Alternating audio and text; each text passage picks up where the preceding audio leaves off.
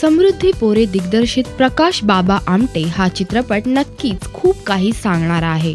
कुठेच हा चित्रपट लार्जर दॅन लाईफ झालाय असं वाटत नाही आणि ज्यांना असं वाटत असेल त्यांनी नक्की एकदा हेमल कसाला भेट द्या. पण त्याआधी सिनेमा नक्की पहा आणि तो का पहावा याची कारणं जाणून घ्या. नक्कीच चित्रपटाच्या दिग्दर्शनात आणि डबिंगमध्ये 19-20 झालेत. संवाद लेखन आणखी आपसूक होऊ शकत होतं आणि कथा बांधणीही आणखी छान होऊ शकत होती.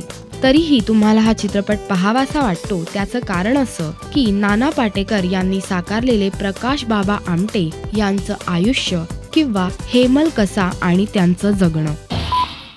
चित्रपटाची कथा किंवा प्रकाश बाबा आमटे यांचं आयुष्य इतकं रंजक होतं आणि तीच चित्रपटाची नस आहे. तेच बघण्यात आपण गुंगून जातो. चित्रपट आपल्याला एक चांगला अनुभव देतो नक्कीच, पण हा अनुभव असा की आपल्याला आपल्या कामातून समाधान मिळणे फार महत्त्वाचे आहे. आमटे कुटुंबाचे काम त्यांना समाधान देणारे होते आणि म्हणून अगदी शेणाने सारवलेल्या घरात पण त्यांनी सुखी संसार केला. एखाद्या व्यक्तीचं बायोपिक आहे म्हटल्यावर दिग्दर्शकाला त्यातल्या कथेचा फ्लो मेंटेन करण्याचं काम सर्वात महत्त्वाचं असतं. परंतु या चित्रपटात मात्र कथा गुंफली गेलेली नाहीये. एकामागून एक प्रसंग येत राहतात. अनेक प्रसंगांना एकत्र करून हा सिनेमा बनतो. बायोपिक चित्रपटांच्या कथा रंगवणं हाच एक मोठा रंजक टास्क असतो. चित्रपटात आधी फ्लॅशबॅकने आमटेंची कथा सुरू होते आणि चित्रपटाच्या शेवटी या फ्लॅशबॅकचा काही मागमूसही राहत नाही. चित्रपट लार्जर दॅन लाईफ झालेला नाहीये. याचं कारण आमटेंचं काम आपण याआधी अनेक ठिकाणी वाचलंय, ऐकलंय आणि पाहिलंय आणि त्यानंतर ते चित्रपट स्वरूपात समोर येतं. त्यामुळे ते अतिरंजित आहे असं वाटत नाही. सहजपणे मान्य करत आपण या सिनेमाचा आस्वाद घेतो हे नक्की.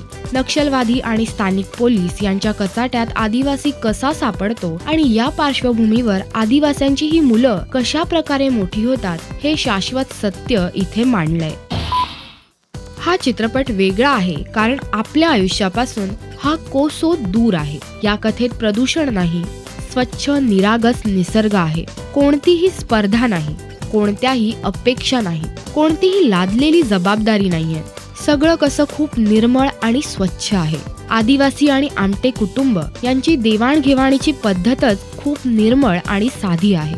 हे पाहून आश्चर्य तर वाटतंच, पण एक समाधान आणि आनंद मिळतो. खरं तर आमटेंच्या कार्याला तारांकित करण्याएवढे आपण महान नाहीच, पण या चित्रपट निर्मितीसाठी मी या चित्रपटाला देते 3.5 स्टार्स. तुम्ही जा आणि नक्की हा चित्रपट पहा. तुम्हाला हा चित्रपट कसा वाटला ते आम्हाला नक्की कळवा.